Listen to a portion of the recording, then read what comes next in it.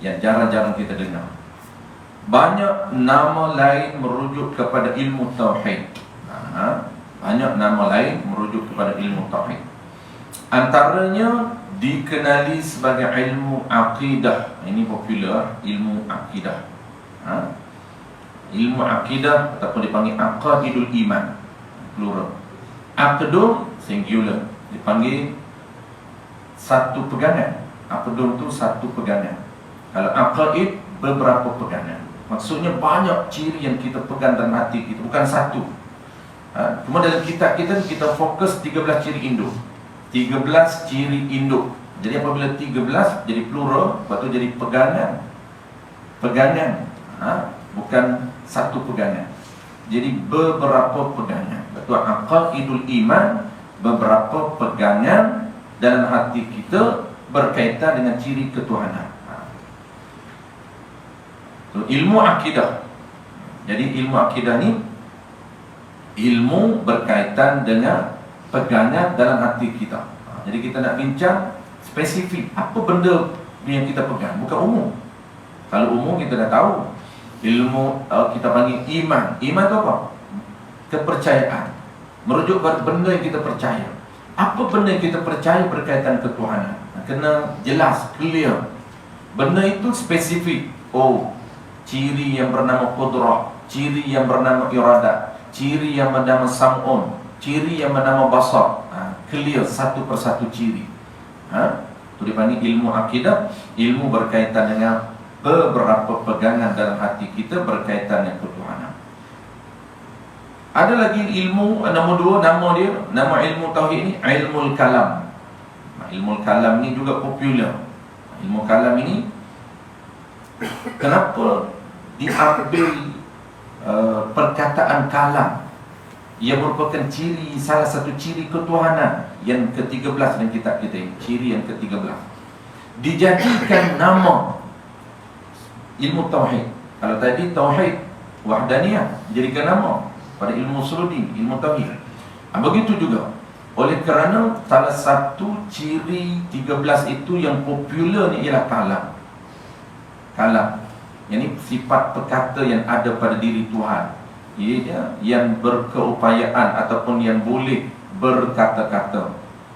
Jadi kita akan bincang detail macam mana berkata-kata Allah Ta'ala ini. Quran tu pula dipanggil apa? Adakah dipanggil Quran itu kalam Allah Ta'ala? Memang kita dipanggil kalam pun. Kalam macam mana? Itu kita akan bincang detail. Sebab apa dipanggil kalam ini dijadikan nama? Kerana popularnya perkataan kalam ini, ciri kalam, nama kalam ini, sehingga menjadi perdebatan di kalangan para ulama. Bukan di kalangan kita, di kalangan para ulama. Perdebatan di kalangan para ulama, nak ceritanya betapa orang panggil masyhurnya ciri kalam, sehingga jadi perdebatan. Kenapa jadi perdebatan di kalangan para ulama? Untuk membezakan di antara kalam baharu dengan kalam qadim. Kalam yang baharu tu dan kalam yang qadim. Maksudnya kalam yang qadim itu, kalam yang tidak ada mula itu, ialah kalam Allah Ta'ala. Sifat kalam, bukan perkataan itu. Kita bincang sifat ciri. Dan ciri yang kalam itu ada juga kalam yang baharu, perkataan baharu. Perkataan kita tahu perkataan kita ini status dia baharu. Maksudnya ada mula. Itu dia panggil baharu, status itu baharu, qadim. Kita belajar ilmu tauhid, kita akan bincang istilah-istilah asas dari ilmu tauhid. Antaranya asas dia qadim, baharu, azali. Itu semua tu dia panggil status. Allah Ta'ala ini dia panggil qadim. Apa qadim? Tidak ada mula bagi adanya diri dia. Tidak ada mula. Tak boleh tanya bila mula ada Tuhan. Tidak ada permulaan bagi adanya diri dia. Tidak ada permulaan bagi adanya sifat kalam pada diri dia. Lepas tu nisbah Quran, itu dia jadi debate tu, perdebatan tu. Quran ini nak panggil baharu ke nak panggil qadim? Kalau panggil baharu, kan nak makhluk pula. ada dicipta oleh Nabi kita pula. Kan panggil qadim, ada mula. Belum kita baca, tak ada lagi. Apabila kita baca, ada huruf. Itulah dinamakan perdebatan yang hangat di kalangan para ulama, nak menentukan kalam Allah Ta'ala Quran itu adakah status qadim ataupun hadis. Imam Ahmad bin Hanbal sehingga dipenjarakan oleh pemerintah zaman dia kerana tak nak mengeluarkan fatwa Quran itu qadim. Imam Ahmad bin Hanbal kata Quran itu qadim, bukan baru. Tak boleh kata Quran itu baru. Takut orang terkeliru. Kalau baru, menyebabkan dia itu rekaan manusia. Maka ada orang argue, kalau baru, kalau qadim tak ada mula, Quran ada mula, belum kita baca, dia boleh tulis. Apabila boleh tulis, ada mula lah. Itu semua tu tuan-tuan, ulama dah bincang. Nanti kita akan bincang detail. Itu intro saja. Kenapa dipanggil ilmu kalam. Dan yang ketiga nama dia ilmu usuluddin. Usul tu apa usul? Usul tu teras, induk, umbi. Itu usul. Din agama, ilmu yang menjadi teras dalam agama. Itulah dia ilmu tauhid kita panggil. Sehingga mana nama ilmu tauhid ini dinamakan ilmu usuluddin, ilmu teras dalam agama. Kalau orang yang tak faham berkaitan dengan ketuhanan, dia tidak ada umbi dan agama, tidak ada teras dan agama. Bahaya. Jadi kita kena jaga betul-betul induk agama kita, teras agama kita, usul umbi agama kita ialah berkaitan dengan kepercayaan kepada Tuhan.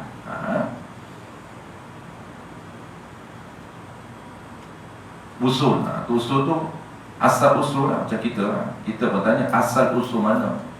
Asal usul keturunan. Kalau orang belah tanah tu, belah Batak Timur, dia akan tanya asal mana. Dia nak tanya asal usul kampung. Lepas tu dia akan tanya pula, dia akan tanya waris. Waris itu masuk keturunan. Dia nak tanya asal usul keturunan mana. Bukan keturunan Jawa apa tak. Dia nak tahu. Dia kata kok lah waris ke apa. Itu akan sana dia panggil bertitik. Titik tu masuk kita kena cerita keturunan. Sampailah dia tu nenek-nenek tu. Oh kenal. Dia kenal nenek kita, dia kenal moyang kita. Itu dia panggil asal usul. Cuba usul sikit, dia kata siapa mak kita, siapa ayah kita, siapa datuk kita. Usul tu maknanya asal usul. Atau panggil asal usul. Asal tu aslun. Semua tu daripada bahasa Arab. Ilmu usul, ilmu umbi agama, ini teras. Dan nama lain juga ilmu sifat 20. Dan nama yang seterusnya ilmu ma'rifah. Ilmu sifat 20 ni sebab popular di kalangan Nusantara dan juga orang Arab.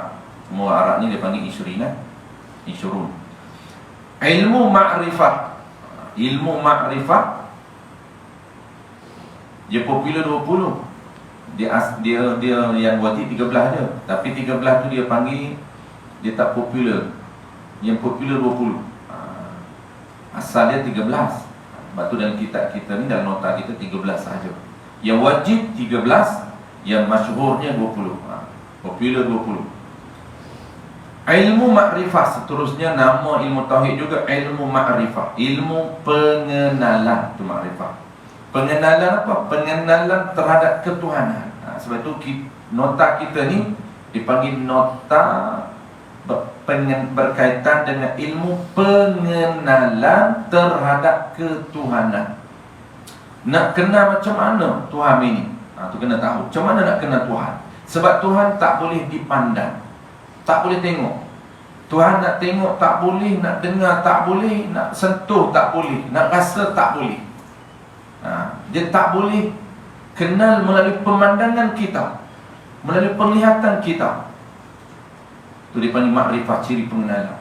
Tetapi Tuhan ini boleh kenal melalui pemikiran lain. Tak boleh melalui pemandangan, penglihatan, tetapi boleh kenal melalui pemikiran. Apabila nak kenal dia melalui pemikiran, kita kena ada ilmu, baru kita boleh fikir. Otak kita dah ada dah, function dah, berperanan dah. Cuma kena ada data untuk analisis. Kalau data tak ada, terror cekap macam mana sistem pun tak akan keluar result. Jadi otak kita dah cekap, menunggu data untuk dianalisis. Maka data itu kena cari, info itu kena cari. Mencari info tentang ketuhanan. Kemudian info itu kita hadam, kita fikir sehingga kita faham. Itu dia panggil mengenal melalui pemikiran. Akal kita faham. Faham apa? Faham berkaitan dengan ketuhanan. Apabila faham berkaitan dengan ketuhanan, ciri tadi kita bincang satu-satu. Ciri pertama sampai ciri ke-13, kita adunkan 13 ciri sebati, faham sebati, semua kita percaya. Kita pegang, maksudnya kita percaya. Ciri yang kita faham dalam hati kita. Apa yang kita percaya dalam hati kita, itulah dipanggil iman, dipanggil akidah. Mengenal Tuhan melalui pemikiran, melalui kepercayaan. Kita percaya tak kewujudan Tuhan? Percaya. Mana pembuktian? Nak percaya kena ada bukti. Bukti ada wujud Tuhan dengan ciri kudrah. Wujud Tuhan dengan ciri sama, dia ada pendengar. Wujud Tuhan dengan ciri penglihat, dia ada penglihat. Mana bukti dia? Kita buktikan dengan akal, dengan dalil akal, bukti dengan dalil nakal. Di kita ini sebagai bukti wujudnya Tuhan. Itu dia panggil mengenal Tuhan melalui kepahaman, pemikiran. Makhluk pun sama. Makhluk pun banyak. Kita tak boleh tengok, kita tak boleh dengar, nak sentuh pun tak berani. Tapi kita faham tak? Ada. Faham. Contoh macam mana? Mengenal melalui kepahaman, mengenal melalui pemikiran. Contoh, kita percaya tak dalam wayar itu ada arus elektrik? Nampak? Tak nampak pun elektrik. Oh kata ni jangan sentuh, ni ada elektrik. Elektrik tu pula dia panggil apa sukatan ni? Voltan kan voltan tinggi. Maksudnya dia punya elektrik itu bukan biasa-biasa, tinggi. Kita percaya, kita percaya tak berani sentuh. Kenapa kita percaya tak nampak arus elektrik bergerak? Sebab kita faham. Itu dia panggil pengenalan suatu benda makhluk pun ada yang kita boleh faham, kita percaya kewujudan suatu benda makhluk. Lagi-lagilah Tuhan, memang tak boleh nampak dia. Banyak makhluk. Macam contoh lain tadi ya, elektrik. Contoh yang kedua, kita tak nampak. Kita tengok santan. Santan ini, kita nampak santan. Kita beli santan di kedai, kita nampak santan. Nampak tak di dalam santan itu wujudnya minyak, yang kita punya minyak kelapa tu, yang untuk jual hari ni popular, minyak kelapa darah lah. Asal dia santan tu, minyak kelapa tu santan, belum diproses santan. Maka orang bagi kat kita santan. Orang tanya kita, nampak tak? Nampak. Nampak apa? Santan. Dalam santan tu nampak tak ada apa? Tak nampak. Tapi percaya tak dalam santan ada minyak? Percaya. Tapi kena proses dulu. Kepercayaan kita berdasarkan pemahaman, melalui pemikiran kita, bukan melalui pemandangan, bukan melalui penglihatan. Itu konsep mengenal sesuatu benda. Makhluk pun ada benda yang kita tak boleh nampak, tak boleh sentuh, tapi kita percaya. Begitu juga makrifat terhadap Tuhan. Ilmu aqaidul iman. Sabar. Aqaid ini pegangan, iman ini percaya. Dan al-fiqh al-akbar. Ini pun jalan kita dengar. Jalan yang lain semua popular. Fiqh akbar ini kepahaman yang paling besar berkaitan dengan Tuhan. Kerana ilmu yang paling besar, yang paling tinggi adalah ilmu tauhid. Kemudian paling fiqh al-akbar. Baik, seterusnya Bapak, istilah yang seterusnya, topik seterusnya, hukum mempelajari ilmu tauhid. Yang ketiga, qala al-musannif rahimahullahu ta'ala. Jadi kita dah tahu Nama ilmu tauhid, kita dah tahu makna dia, kita dah tahu pula apa hukum belajar ini. Nak kena tahu hukum belajar, baru kita bertindak. Soal tindakan itu nombor 2. Kena tahu dulu tuntutan. Ada orang ni dia tak tahu dan tak bertindak. Of course lah, dah tak tahu nak tindak macam mana. Ada orang dia tahu, cuma dia tak bertindak. Itu lebih okey lagi. Sebab apa? Dia tahu dah benda ni wajib, cuma dia belum bertindak, belum ada kekuatan. Yang ni lebih selamat lagi. Sebab apabila cukup ataupun apabila ada je peluang, ada masa dia akan bertindak, sebab dia tahu ini tuntutan. Tapi bagi orang yang bahayanya ialah orang yang tak tahu langsung. Dia tak tahu tuntutan belajar ilmu tauhid, sampai bila dia tak akan bertindak, sebab dia anggap benda itu bukan satu kewajipan bagi dia. Baik, kita tahu dulu kewajipan. Hukum mempelajari ilmu tauhid. Wajib aini. Ni istilah ini kita akan bertemu secara detail dalam pembagian pensyarah. Pembagian pensyarah, nota kita ini jelaskan detail nama-nama hukum ini. Wajib aini. Ini asal dia wajib lah. Asal dia wajib, cuma aini di belakang itu tambahan. Wajib aini ini maksudnya wajib. Aini itu ke atas individu. Aini itu ke atas individu.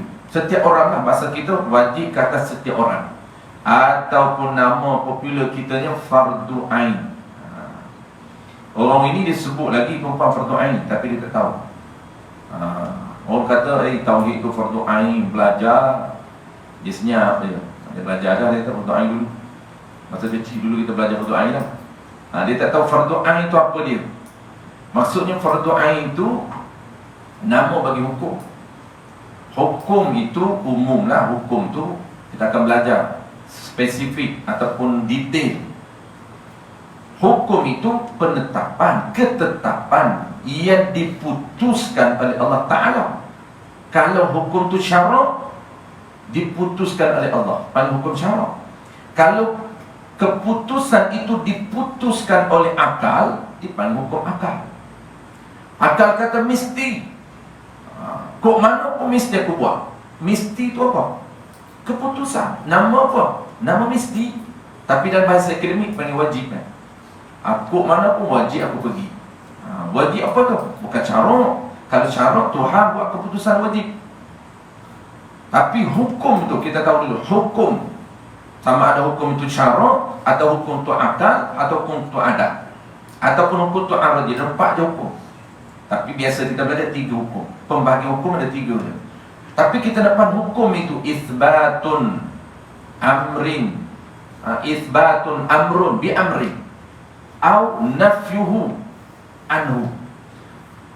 Maksud apa? Maksud menetapkan ataupun menafikan. Tapi bahasa biasanya kita panggil ketetapan lah, keputusan lah. Cuma bentuk keputusan tu dia ada bentuk yang jenis tetap, mesti, tu panggil bentuk. Ada bentuk yang dipanggil nafyu, nafi, tak. Tu keputusan dia. Tapi kita nak faham dulu hukum itu, keputusan itu. Apabila kita kata hukum, maka merujuk pada keputusan. Keputusan tu keputusan dari mana? Tengok, kalau Allah Ta'ala buat, keputusan tu kemana? Keputusan Tuhan. Bahasa akademik dia panggil hukum syarak. Kalau keputusan tu akal kita putuskan, aku kok mana aku nak buat benda ni, tu dia panggil akal, mesti. Kalau keputusan tu adat, kebiasaan kita buat berlaku macam tu, dia panggil hukum adat. Biasa makan dia akan kenyang, biasa minum dia akan hilang haus, itu kebiasaan, dia panggil hukum adat. Itu dia panggil hukum. Baik. Wajib ini hukum yang diputuskan, yang ditetapkan oleh Allah Ta'ala.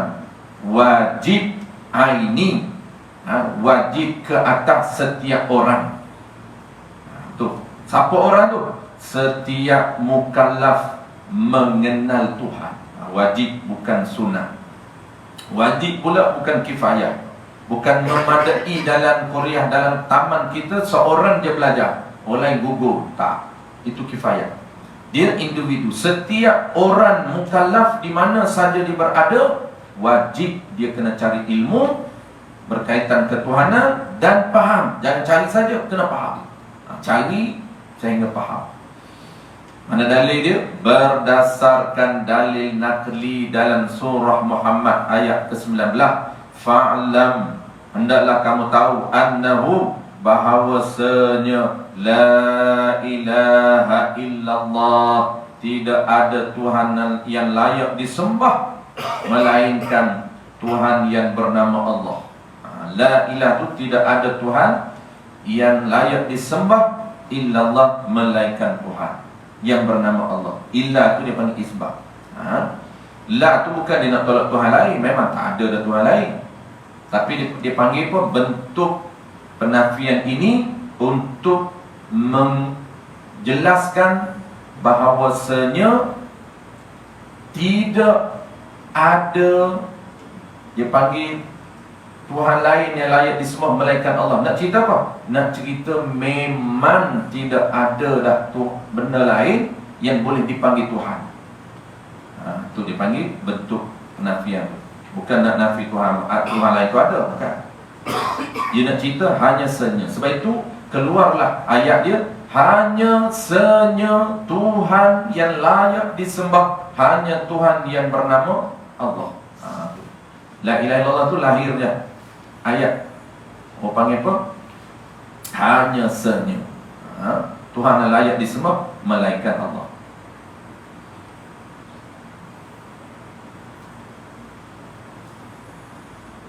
Macam kita kata, aku hanya ada duit 10 ringgit saja. Tu. Kalau dia tak bentuk penafian begitu, kemungkinan ada. Kalau dia kata ada duit, ada berapa? 10 ringgit. Yang dia sebut dia 10, mungkin ada lagi. Jadi laras bahasa yang digunakan oleh Allah Ta'ala nak menyatakan bahawa tidak wujud Tuhan lain melainkan dia, hanya senya Tuhan yang layak disembah, Allah sahaja. Jangan kita faham penafian ini nak nafi Tuhan lain, nafi Tuhan berhala. Berhala bukan boleh panggil Tuhan. Tak boleh panggil Tuhan berhala. Tak layak dipanggil Tuhan. Berhala itu Tuhan. Jangan kita kata di sini nak nafi segala Tuhan yang disembah oleh orang kafir. Itu bukan Tuhan. Penyembahan orang kafir itu tidak layak dipanggil Tuhan.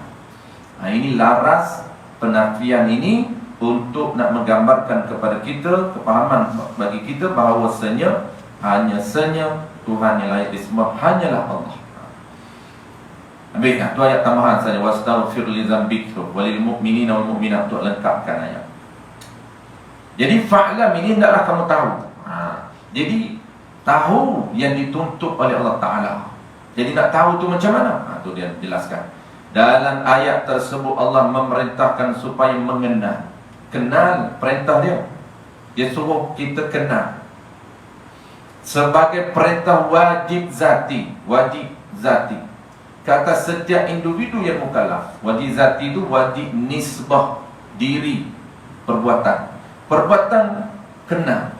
Macam mana nak kenal Tuhan? Mesti ada proses. Segala proses mengenal Tuhan semua wajib. Cuma wajib apa? Wajib aradi. Ini secara detail berkaitan dengan pembahagian hukum saja, hukum syarak. Kalau kita tak tahu pun tak apa. Jadi kita tahu wajib je. Wajib zati ke wajib aradi ke, aku tak tahu, tak apa. Yang penting kita tahu wajib. Wajib apa? Wajib fardu ain ke atas setiap orang. Cari ilmu sehingga faham. Ilmu apa? Ilmu asas. Adapun ilmu yang lebih itu dia panggil wajib kifayah. Bagi orang nak belajar contoh, orang nak mengajar, dia kena lebih lah. Lebih pendetailan berkaitan dengan satu-satu ciri itu. Saya nak belajar tentang takluk, belajar pula bahagian-bahagian jenis-jenis takluk, peranan-peranan sifat ketuhanan itu detail. Itu fardu kifayah. Orang yang tak mengaji detail tak haram. Dia wajib belajar asas setiap ciri. Gugur kewajipan. Kerana dia dah kenal Tuhan secara basic.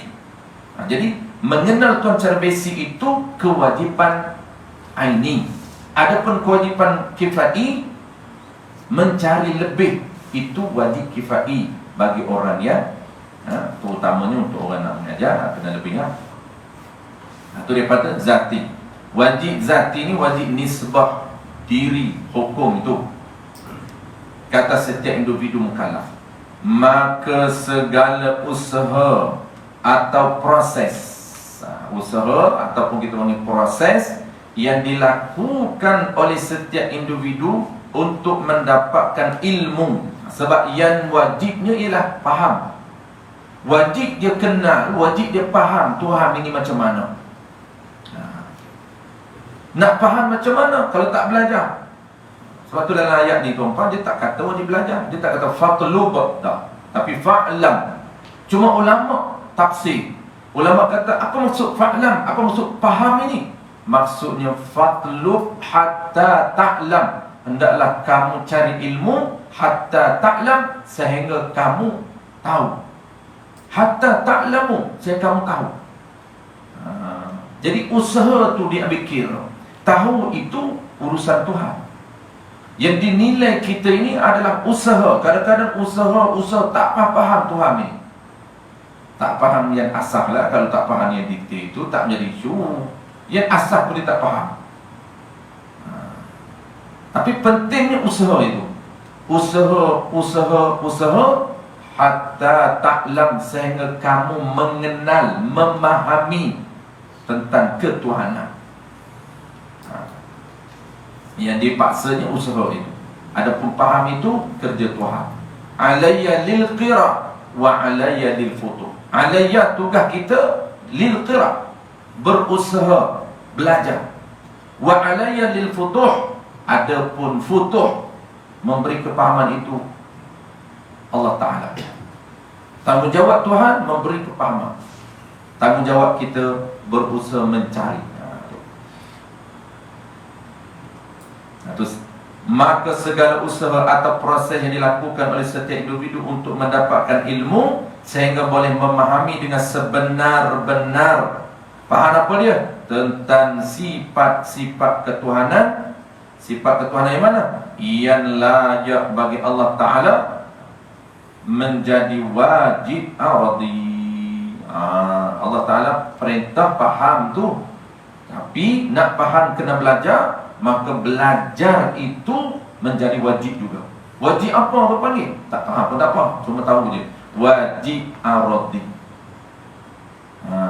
Wajib aradi ni, wajib aradi ni asalnya baru. Wajib itu asalnya zati, itu yang wajib. Faham tu wajib. Tapi nak faham ini mesti kita lakukan perkara lain. Aradi itu perkara lain. Itu nama aradi itu maksudnya perkara lain. Apa perkara lain tu? Belajar itu. Usaha keluar rumah, cari guru, cari kitab, beli kitab. Itu proses. Lepas tu Nabi kata al-ilmu bit-ta'allum wal fiqhu bit-tafaqquh. Ilmu bit-ta'allum. Nak faham itu ba. Bit-ta'allum, dengar. Dengar ni orang panggil sababiyah. Dengar apa? Dengar usaha. Usaha mencari ilmu. Maka lahirlah rukun. Ulama buat berdasarkan hadis ini, lahir rukun belajar. Belajar pada rukun. Lahir daripada bak sedikit je. Bak bit ta'allum. Ulama kaji bak ni, harfu bak ini bak apa? Bak lil musahabah, bak li sababiyah. Banyak huruf bak sedikit tu. Di sini ulama kata bak ni menunjukkan bak sababiyah. Apa maksud dia? Dengan di sini Nabi sebut dengan usaha. Usaha apa? Usaha mencari, belajar, mencari ilmu, barulah boleh faham. Maka ulama kata rukun belajar itu, pertamanya kena ada guru. Yang keduanya kena ada modul, ada kitab. Yang ketiganya ada dhabit. Dhabit ni ikat ilmu, catat ilmu. Kalau tidak ilmu dia hilang. Tu semua tu cara proses untuk dapat ilmu. Bukan senang. Ilmu itu dia mahal. Dan ilmu yang paling mahal ialah ilmu tauhid. Nak dia susah, nak jaga dia pun susah, nak dapat pun susah, nak faham tu susah. Dia duduk sekejap dan minda hilang. Nak jaga dia tu payah, dia liar. Ilmu ulama kata seperti binatang liar. Dia mesti ditambak, diikat dengan catatan. Tu dipanggil wajib aradi, atau dipanggil nama lain wajib wasail. Dipanggil nama lain wajib wasail. Hal ini berdasarkan kaedah fiqh. Hal ini tu merujuk pada apa? Merujuk kepada nama wajib aridi tu. Wajib aridi ni banyak kita dah sebut sebelum daripada ni. Wajib aridi, wajib wasail. Nama wajib aridi, wajib wasail, wajib muqayyad. Tu nama-nama dia. Banyak contoh lah. Ni salah satu contoh. Belajar mencari ilmu tauhid wajib aridi. Bekerja, keluar bekerja. Bagi orang yang tidak ada, panggil apa? Tidak ada dana untuk menyara keperluan asas. Kalau dia dah banyak dana, dia banyak, tu tak wajib. Wajib tu kadar wajib. Kalau dia duit banyak lah, lepas dah kadar wajib ni, tapi duk cari lagi, duk kerja lagi, tak pencen-pencen pun. Dia kata, saya ustaz kerja sampai pencen lah. Orang pencen boleh berhenti. Tak lagi tak pencen, saya akan bekerja. Kerja apa lagi, dah banyak duit dah. Kata wajib tadi kadar keperluan je. Kalau sehari dia perlu, diri dia RM20, duk KL, duk kampung RM10 je, 3 kali makan.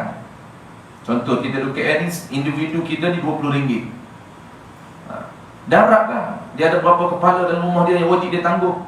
Anak yang belum balik wajib dia tangguh. Isteri wajib dia tangguh. Kalau ada 5 kali 2, RM100 sehari. Wajib. Itu bukan sunat tu, wajib. Kalau tak cukup 100, maksudnya tak cukup makan dia. Ni kadar wajib. Ni contoh je, tak sampailah 20. Ni contoh. 100 tu wajib. Sehari dia kira hari. Nafkah ni bukan kira bulan, dia kira hari. Tapi gaji kita kira bulan lah. Dia asal sehari kira. Jadi setiap hari kita bekerja untuk dapat RM100 itu dibayar pahala wajib. Dah lebih dah 100 tu, tapi kita kerja lagi. Itu dipanggil nafkah sunnah. Itu tak catat wajib lah. Pekerjaan kita direkodkan pahala sunnah. Tapi kena niat lah. Tak niat tak ada pahala. Habis kesimpulannya, wajib aini. Hal ini berdasarkan kaedah fiqh al-wasail hukmul maqasid. Lil wasaili hukmul maqasid. Wasail hukmul maqasid. Apa maksud wasail? Perantaraan. Hukmun dikira hukum seperti maqasid, seperti hukum asal. Maqasid ni bahasa moden kita panggil objektif. Objektif kita kenal Tuhan. Itu maqasidnya, kenal Tuhan. Maka apa saja usaha kita untuk capai objektif itu dikira sama dengan hukum dia. Kalau objektif itu wajib, usaha lain pun wajib juga. Objektif kita kerja apa? Untuk dapat spending, perbelanjaan.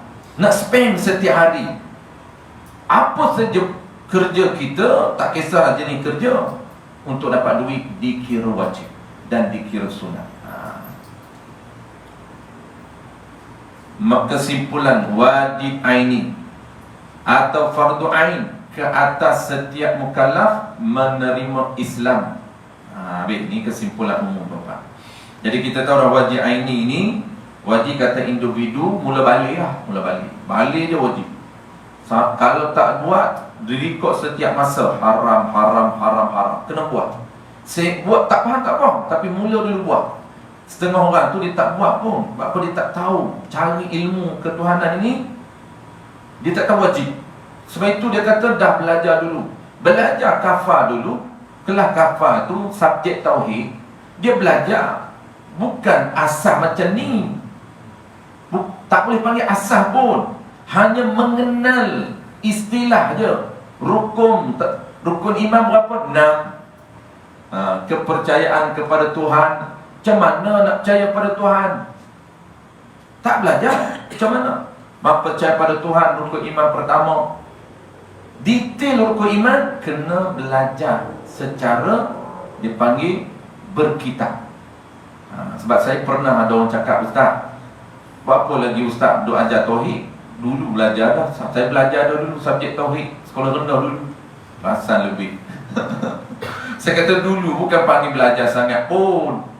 Sekolah je tu untuk nak kenal, ni subjek tauhid. Apa beza fiqh? Tak tahu juga beza pun. Hanya nak boleh kenal subjek fiqh macam ni, subjek tauhid macam ni, subjek akhlak macam ni. 3 tu kan kita belajar di sekolah rendah. Tapi adakah kita belajar detail akhlak? Nak puan, nak kenal sifat wujud? Tak kenal pun. Tak tahu tuan-puan kenal. Saya belajar dulu sekolah darjah 1 sampai darjah 5 sekolah agama di Kelantan tu. Zaman saya tu tak banyak sekolah bahasa Arab. Sebab di kampung di Kelantan sekolah YIK dia panggil. YIK ni Yayasan Islam Kelantan. Dia banyak YIK berbanding kebangsaan. Sebab orang dulu-dulu dia orang asalnya pondok, lepas tu bertukar YIK. YIK ni Yayasan Islam Kelantan yang mengendalikan sekolah agama di Kelantan. Ada lebih kurang 100 buah sekolah lebih seluruh Kelantan. Jadi belajar di sekolah agama ni darjah 1 sampai darjah 5 semua agama. Ada akademik tu, tapi dia tak fokus lah. 40% akademik, 60% agama. Belajar apa? Belajar mengenal istilah dia, tapi tak faham. Naik sekolah menengah sama juga. Tak boleh kenal pun wujud apa dia, takabur apa dia, sum'ah apa dia. Ego tu dalam diri kita tu, ego nak kena buat ego tu, nak kena terendahkan ego tu. Tak kenal pun ego tu. Belajar detail kitab baru tahu, oh ini takabur haram, oh ini ujub tak boleh ada, haram, baru kenal. Jadi panggil kesimpulannya, wajib aini atau fardu ain kata setiap mukallaf menerima Islam. Itu dah settle dah kita. Dan wajib aini mempelajari. Ini tanggungjawab kita. Bagi orang yang dah terima Islam, macam kita dah Islam keturunan, wajib mempelajari ilmu berkaitan dengan sifat ketuhanan sebagai wajib usuli, dan wajib kata mukallaf yang Islam sebagai wajib usuli menjaga akidah. Kita nak kena belajar ilmu ketuhanan ni supaya apa? Supaya kita boleh jaga akidah kita daripada melakukan perkara yang boleh membatalkan iman. Maksud jaga akidah ni, kita kena faham ciri ketuhanan dan kita pegang betul-betul. Tu jaga, pegang betul-betul. Jangan silap pegangan kita. Silap pegangan, dia panggil boleh membatalkan iman. Itu bahaya. Dia akan datang, macam mana kita nak tahu pegangan ni yang sebenar betul, yang ni dah silap ni. Pegangan macam ni silap. Macam dulu kita pernah sebut dalam bab wahdaniyah 1. Kalau kita tak perasan, kita kata bergerak jam ni. Orang tanya kenapa jam bergerak? Bergeraklah sebab tangan bergerak. Cuba duduk diam tangan, jam kan tak bergerak tu. Orang tanya kenapa ni duduk melekat kat badan ni? Melekat lah kita pakai. Cuba tak pakai, tak melekat lah. Itu salah akidah tu. Dia duduk nampak melekat kain ni kerana kita pakai. Cuba kita tak pakai, dia tak melekat lah. Melekat kain ni perbuatan Tuhan. Cuma Tuhan buat adab. Dia boleh buat luar adab. Dia jarang buat je. Jangan tu bagi luar adab, jangan. Dia buat baju kita ni, kita pakai dia boleh melekat. Kita berjalan dia ikut. Adakah dia ikut badan? Bukan. Perbuatan Tuhan tu. Kalau kita nampak perbuatan dengan sebab itibak, dia panggil tabi'iyyin, dia panggil. Tabi'iyyin ni maksud dia sebab apa baju boleh melekat di badan dan diikut je badan bergerak? Kerana disebabkan oleh bergeraknya badan, bergeraknya baju. Itu salah akidah. Itu akidah tabi'iyyin yang sesat, disebut dalam kitab Pak Iman ada, kitab dan nota kita pun ada. Yang sebenar macam mana? Bergeraknya baju disebabkan oleh perbuatan Tuhan yang menggerakkan baju, tapi dia buat seiring dengan bergerak badan. Sebab apa? Itu adab. Boleh tak dia buat? Boleh. Apabila kita nak keluar rumah, baju tak nak ikut, boleh, kacau. Melangkah keluar rumah kita je terlondek. Baju dia tergantung macam orang-orang. Kan tengah padang tu ada orang pasang. Tu bahaya. Sebaik Tuhan tak buat macam tu. Tuhan nak jaga maruah kita, tidak telanjang kita. Aku tak nak sangat terlondek ni, tak nak telanjang, tapi keluar rumah baju tak nak ikut. Begitu juga jam ni. Jam ni Allah Ta'ala mencipta perbuatan gerak jam seiring dengan tangan. Tangan bergerak, dia pun bergerak. Itu dipanggil wahdaniyah, satu pada perbuatan Tuhan. tak berkongsi dengan perbuatan lain. Semua dia buat. Itu contoh dia. Perkara yang boleh membatalkan iman. Dalam kitab Wisyah ada sebut, tuan-tuan. Nabi sebut, walaupun satu hadis itu didebat oleh para ulama, ada kata hadis dhaif. Nabi kata apa? Orang yang tak solat, orang yang meninggalkan solat, maka baju makhluk bercakap, rumah tempat dia duduk bercakap, tapi dia tak dengar. Baju yang dia pakai bercakap. Apa percakapan baju? Dia kata, ya Allah, setiap kain yang dia pakai, baju yang dia pakai, maka baju itu akan bercakap.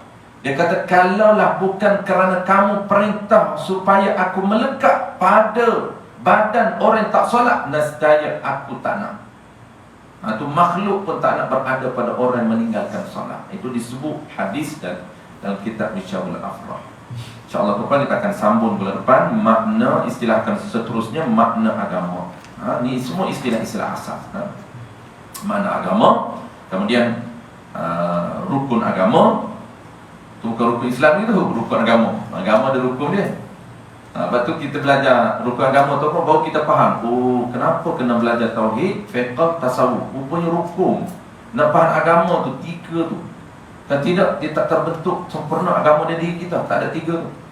Kena belajar 3 tu. Jadi syllabus modul mesti lengkap. Pemikiran apa panggil apa, minda kita mesti dibekalkan 3 jenis ilmu tu, baru sempurna. InsyaAllah bulan depan kita sambung makna agama. Adapun Islam tu nama agama kita Islam. Kita nak tahu bukan Islam tu, nak tahu dulu agama tu apa dia, baru Islam. Muslim orang yang buat agama tu, orang yang beramal dengan agama Muslim lah. Tapi kita tahu agama Islam Muslim. Wallahu a'lam.